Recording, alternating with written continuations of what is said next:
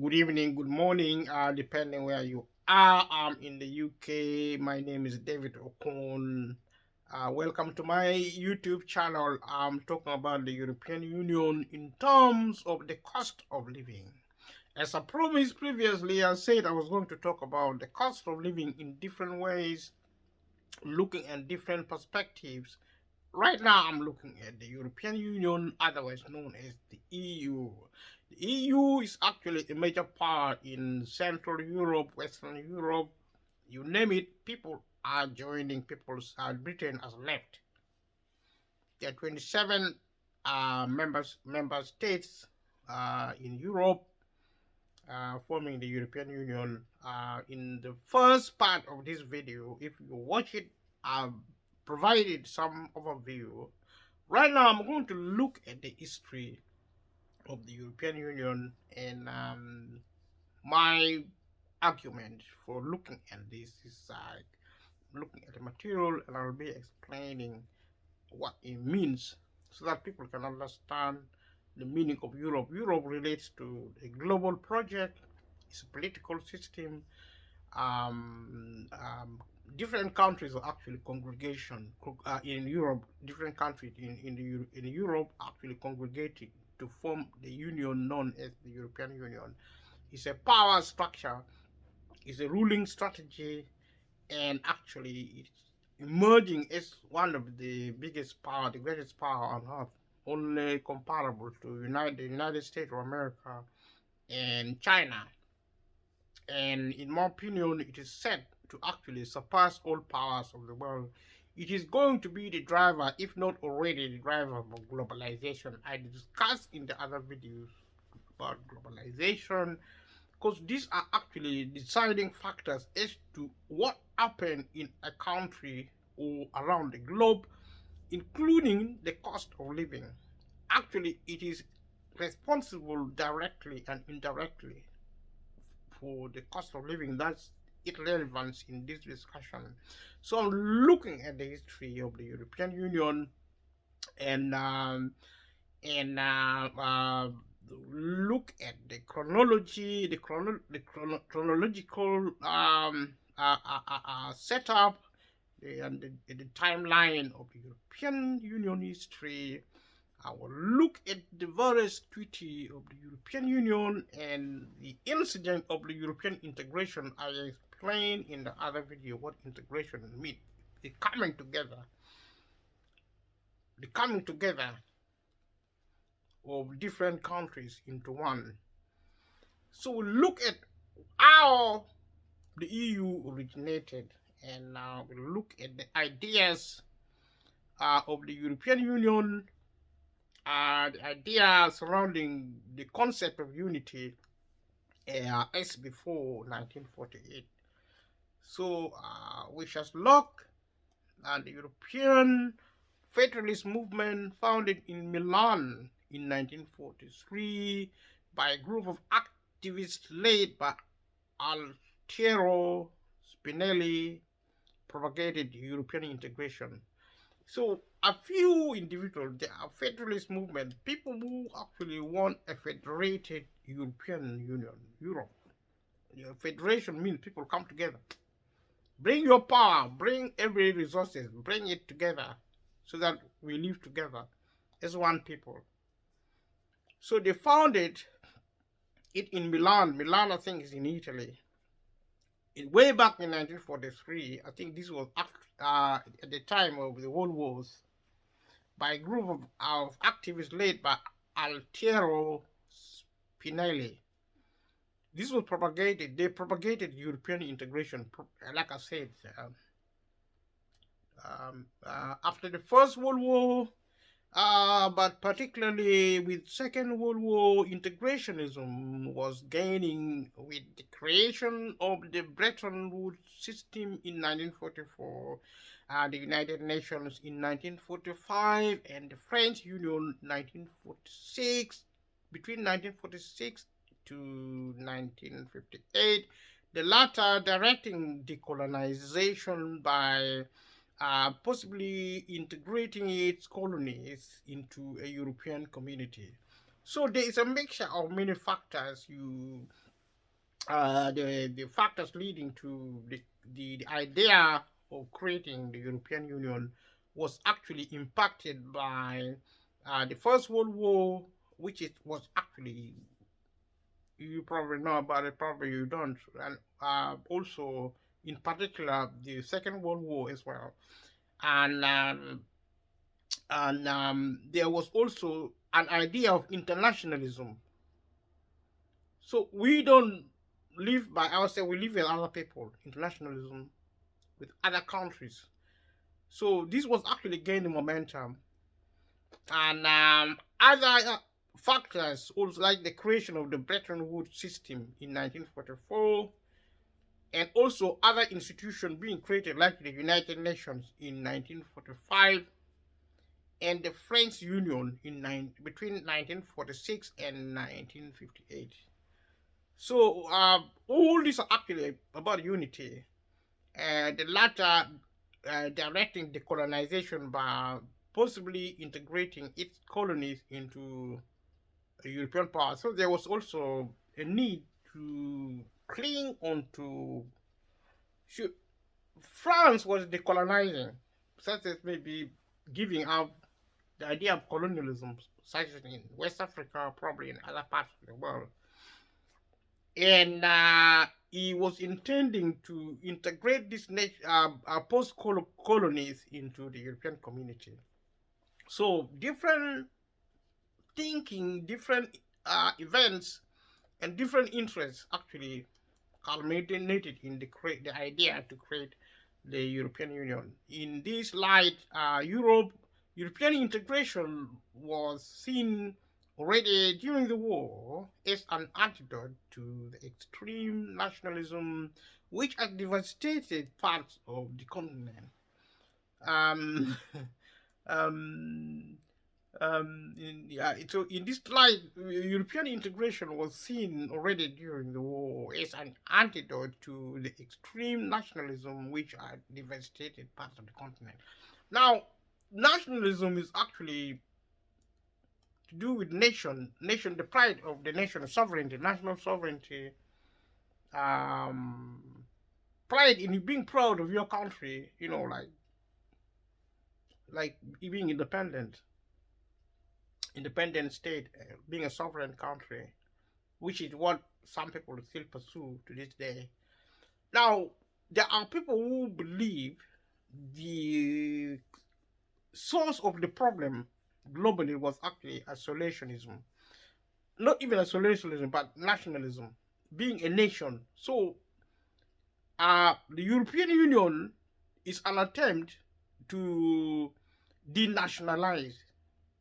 Because you see, to take away sovereignty, to actually take away nation states, to dismantle it, to tear it apart and actually form a big state, a one country. So Europe is actually a project to form one country in Europe. But like I said, because it has a lot of power and momentum, it's set actually to drive globalization, which is actually a very similar concept to the European Union. So the Ventotene Prison Manifesto of 1941 by Altiero Spinelli propagated European integration through the Italian resistance, and after 1943 through the European Federalist movement.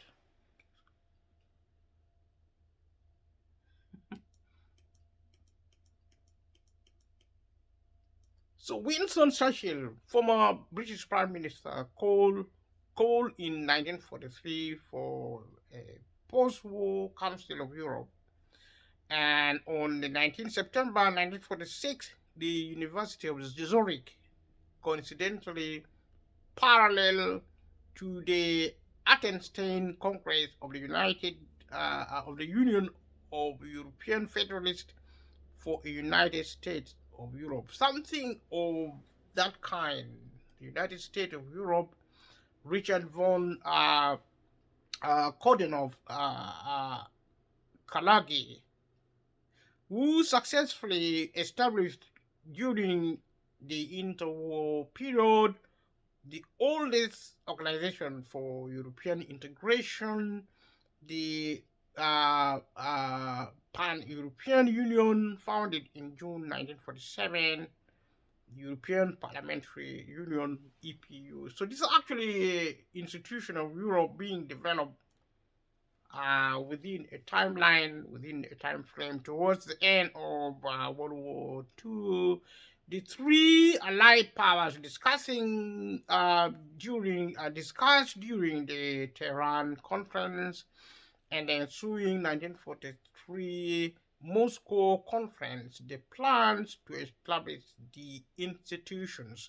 This led to a decision at the Yalta Conference in 1944 to include Free France as the fourth Allied power and to form a European Advisory Commission later replaced by the Council of Foreign Ministers and the Allied Control Council following the German surrender and the Potsdam Agreement in 1945.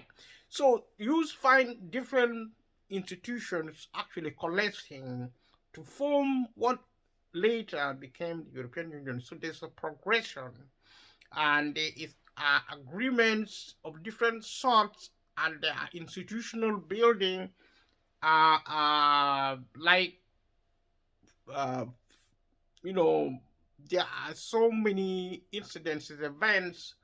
Europe, the European Union did not emerge uh, accidentally. It was a process, a long process. The growing rift among the four powers became evident as a result of the rigged 1947 Polish legislative election, which constituted an open breach of the Yalta Agreement, followed by the announcement of the Truman Doctrine on 12 March 1947. This was some of the events which actually precipitated the formation of the European Union.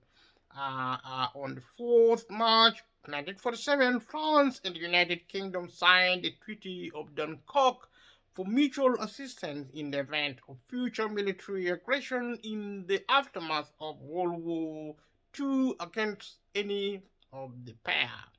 So this alliance between Britain and Europe was actually a security and also maybe a national preservation strategy, but these were all factors coming together to later on lead to the formation of the European Union. The rationale for the treaty was the threat of a potential future military attack, specifically a Soviet one in practice, though publicized under the disguise of a German one. According to the official statement, they were afraid of the Soviet Union, but they were actually at face value they were talking about the new Nazis Germany as a threat, but actually in reality they were actually afraid of the Soviet Union immediately following the February 1948 coup d'etat by the Communist Party of Czechoslovakia. The London Six Power Conference was held, resulting in the Soviet boycott of the Allied Control Council and its incapacitation, and events marking the beginning of the Cold War. So this is how the Cold War began. The remainder of the year 1948 marked the beginning of institutionalized modern European integration. So all this now moving to to provide a platform to form the European integrational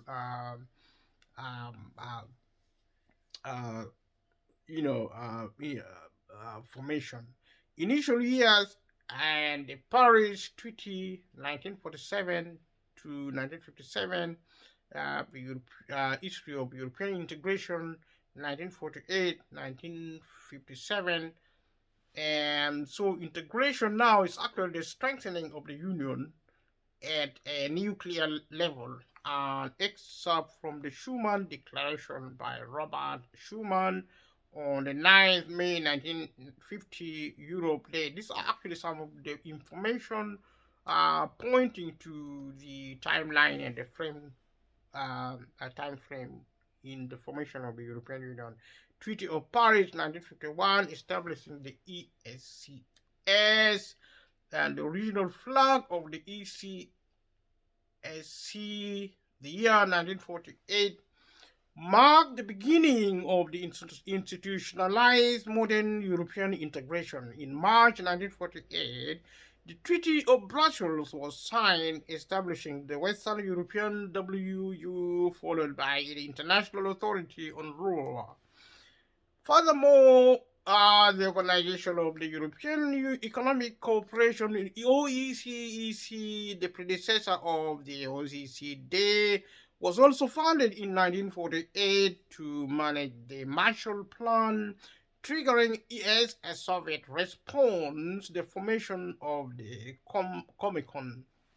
So after the war, there was a need to rebuild Europe.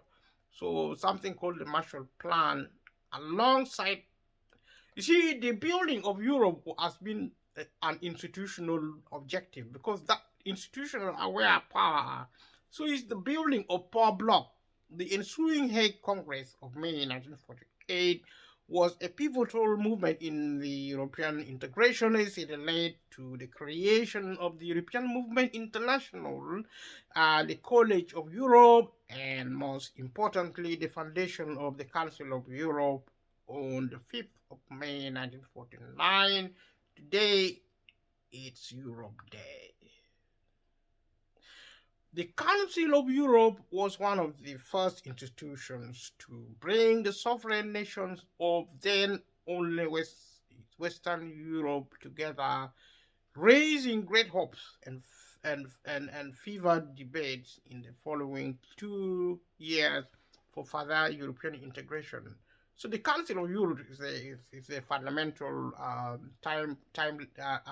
incidence of event essential for the actual birth of the institutions of the EU. Was the Schuman Declaration on 9th May 1950, and the day after the fifth victory in Europe Day, and the decision by 6 nations, France, Belgium, Netherlands, Luxembourg, West Germany, and Italy, to follow Schuman and draft the Treaty of Paris. This treaty created in 1952 the European Coal and Steel Community,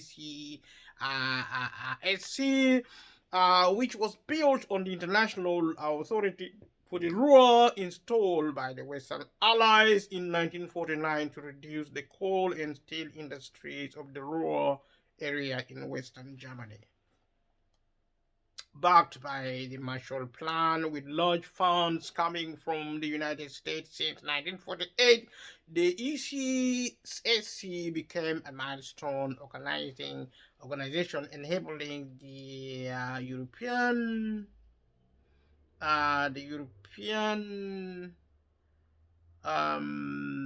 this is gone, people. This is gone. The Treaty of Rome.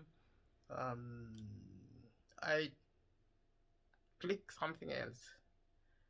So bear with me. So let's talk about actually what we're doing. We are looking at the timeline, the history of how the European Union was created.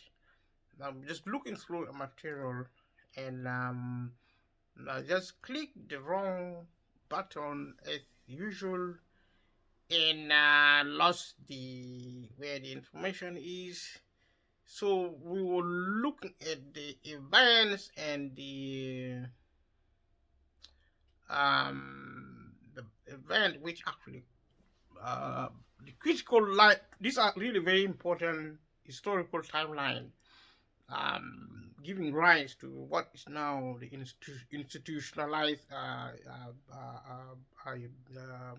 European Union.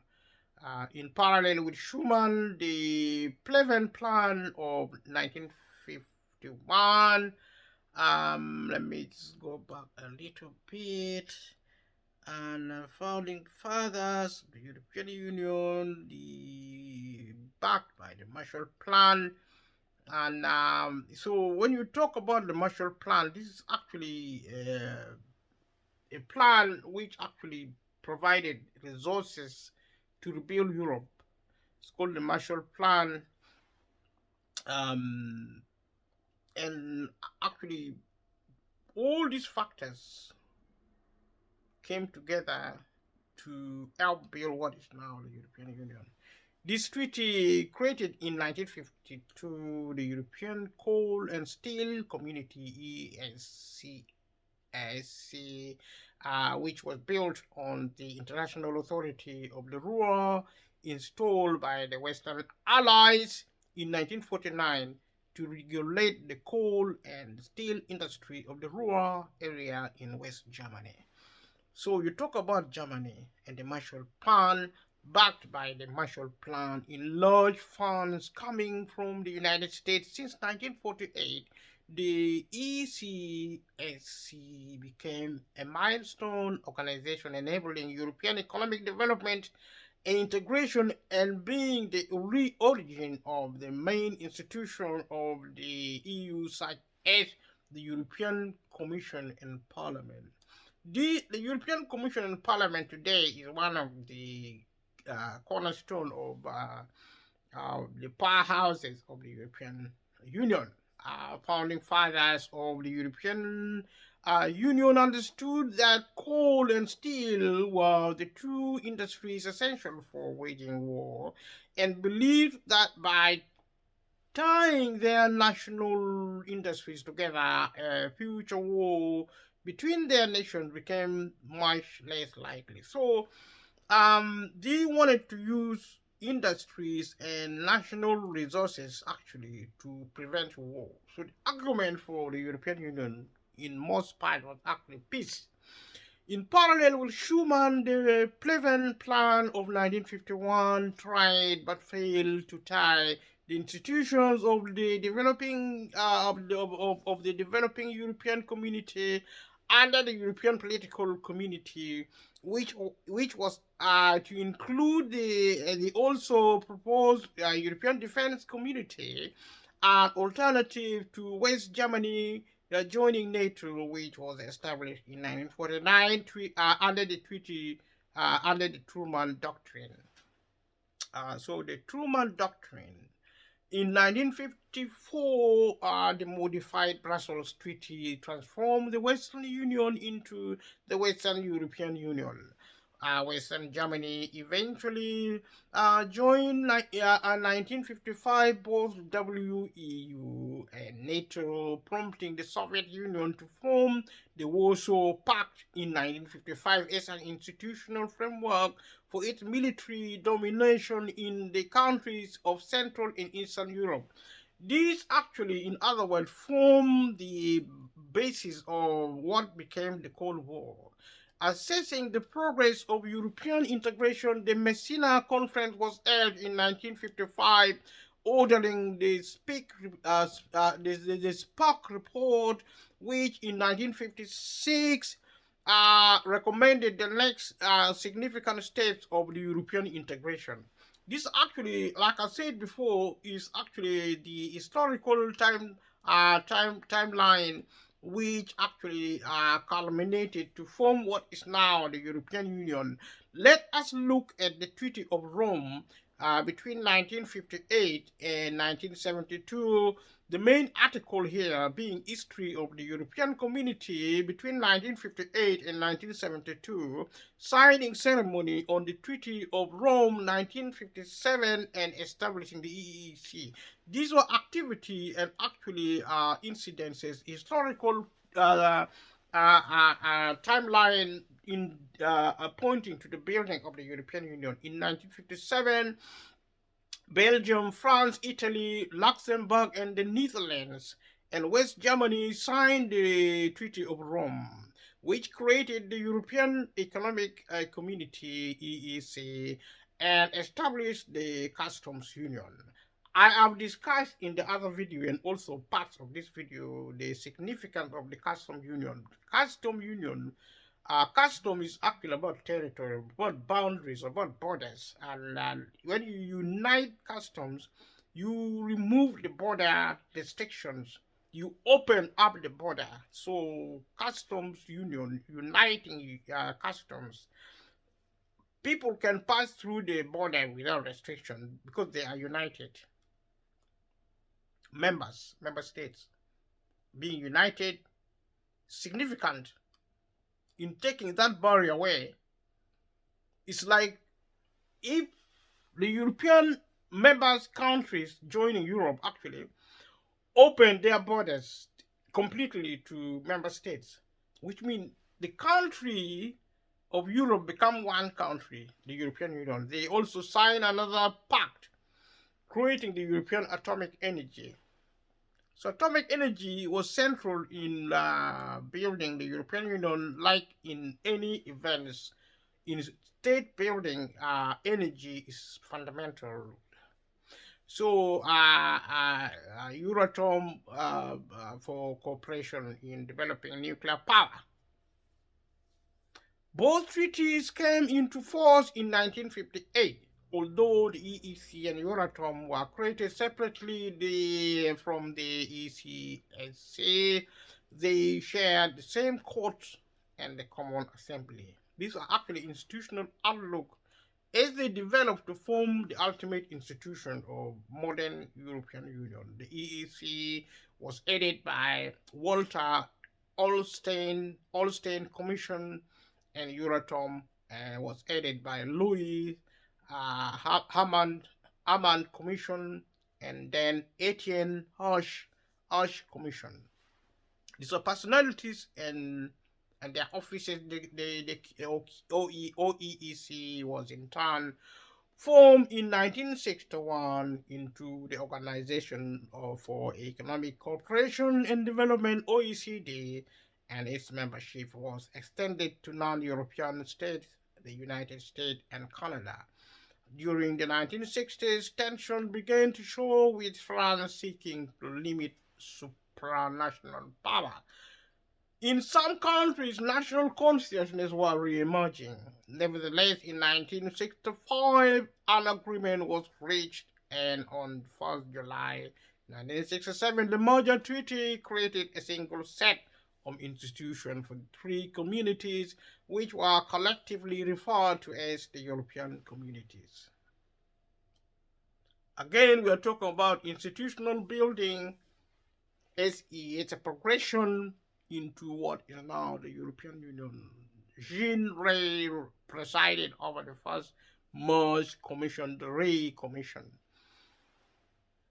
So let us look at the first enlargement, and enlargement means new powers are actually coming into the European Union. European Cooperation 1973 to 1993. Cooperation means you agree to do as you agree. You behave well within the nation states, within the community. You behave yourself. You volunteer to do as you are told by the EU. That's what cooperation means. You voluntarily agree to be told what to do as a country. So that's the European Union tells nation states what to do, and they enter into that agreement voluntarily. That means actually giving up some of your rights as a nation state and giving it to the European Union. So when we look at the history of the European communities between 1973 and 1993, we look at personalities like Gerald Ford. We look at the American delegation at the CSCE 1975, and we look at further evolution of the flag of the ECSC. The flag represent conquest and dominion. This is my territory, this is my jurisdiction. So the European Union have its own flag. As an empire of the world, 1973 to 1980, Denmark and Ireland and the UK joined the European Union. And in between 1981 and 1985, Greece also joined. And these are actually the timetable of joining the European Union. 1986, between 1986 and 2007, Portugal and Spain joined. In 1973, the communities were enlarged to include Denmark, including Greenland, Ireland, and the United Kingdom. Norway had negotiated to join at the same time, but Norwegian voters rejected membership in a referendum.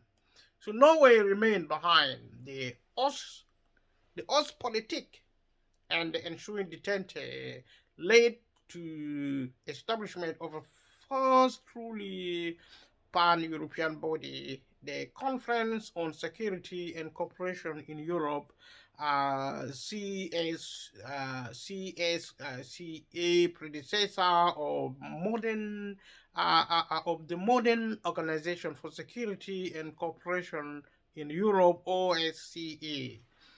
In 1979, the first direct elections to the European Parliament were held, and Greece joined in 1981. In 1985, Greenland left the communities following a dispute over fishing rights. So fishing is a major issue within the EU to this day, even the matter of food and energy, in trying to control sea lanes and water resources and oil and energy, food. In 1986, the European flag began to be used by the EEC, and the Single European Act was signed. Portugal and Spain joined in 1986. In 1990, after the fall of the Eastern Bloc, the former East Germany became part of the communities as part of a reunified Germany. So these are actually fundamental. Look at the Treaty of Maastricht, Amsterdam, and Nice between 1993 and 2004. Main article, we're looking at is history of the European Union between 1993 and 2004. We look at the Maastricht Treaty in 1992, establishing the European Union. The European Union was formally established when the Maastricht Treaty, whose main architects were Horst Kohler, Helmut Kohl, and Francois Mitterrand, came into force on the 1st of November 1993.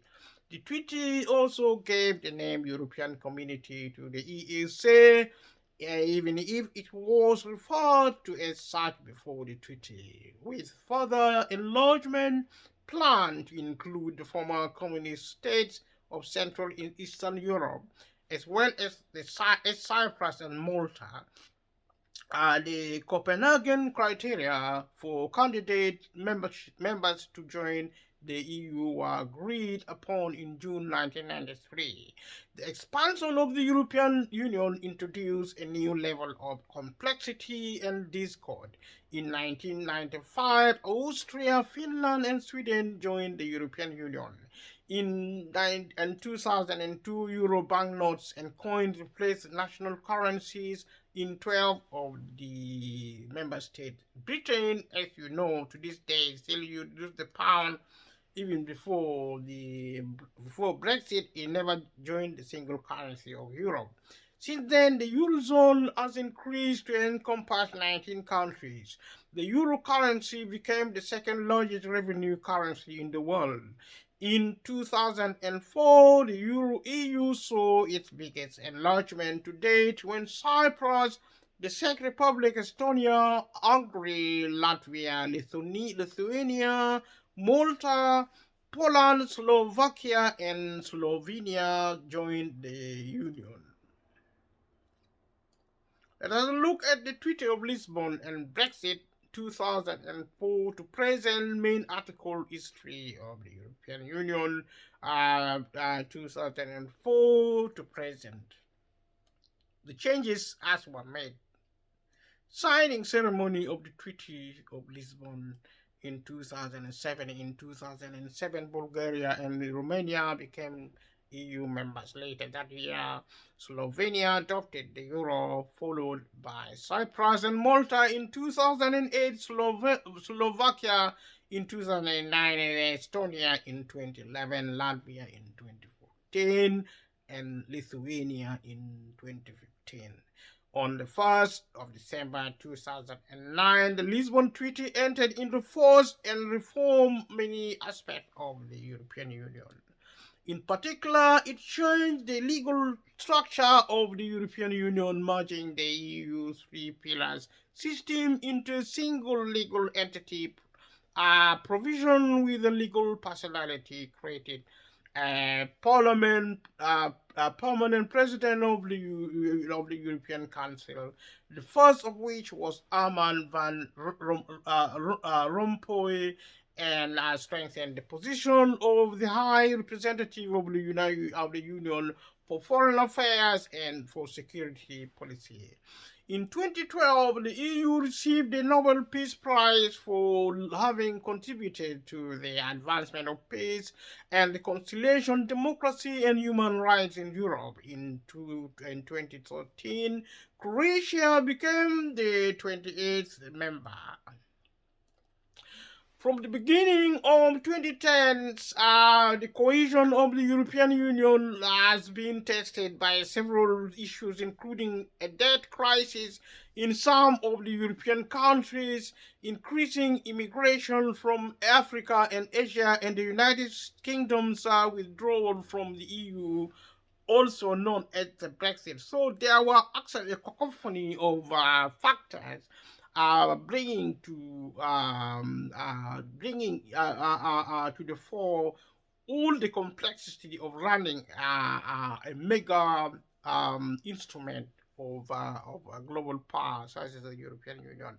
A referendum in the UK on its membership of the European Union was held in 2016, and 51.9% of the participants voting to leave. The UK formally notified the European Council of its decision to leave on the 29th of March 2017, initiating the formal withdrawal procedure for leaving the EU. Following its extension to the process, the UK left the European Union on 31st January 2020, though most areas of EU law continue to apply to the UK for a transition period which lasts until the 31st December 2020. So, so many legal actually infrastructure or also fingerprinting remain operational until December 2021, 2020 in Britain. But like I said in the other videos and also in this one, that the leaving of Europe or by Britain has been symbolic, it being the case that Britain leaving, though it did so on the basis of actually making so many agreements with the European Union, the content of which is actually vast, and the understanding of which may be convoluted and actually opaque. And so to speak, you know it or you don't, it is possible to propose that Britain, though it left in substantive sense, in the substantive context, he did not leave because he couldn't possibly have done so. The timeline of what was transpired in the formulation of the European Union since the end of World War II, sovereign European countries have entered into treaties and thereby cooperated and harmonized policy or pool sovereignty in an increasing number of areas in the European integration project or the construction of Europe. French La Construction Européenne.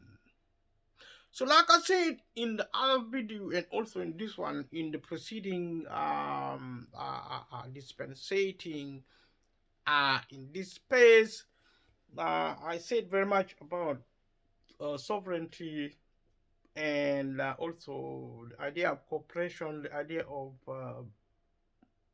common understanding, where you give and take. You don't just, I mean, you don't enter you don't join the European Union single-handed. You single-handed. You have to bring something. I mean, you have to bring something to Europe, and that is actually pretty much your sovereignty, significantly, or even all of it. Because so you either give your sovereignty, or you stay out.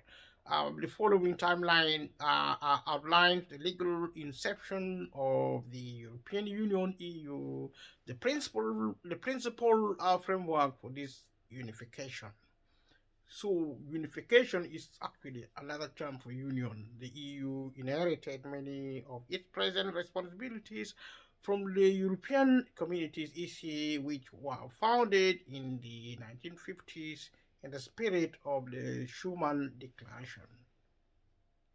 I'm going to stop this video here, and thank you for watching. We're going next to look at the politics of the European Union, and we have looked at the overview. We have looked at the historical timeline in the forming of the European Union. And thank you so much for watching this video. It has been a very challenging presentation because the European Union is extremely complex, and I hope you enjoyed the process. I hope you'll continue to enjoy it. Do some readings.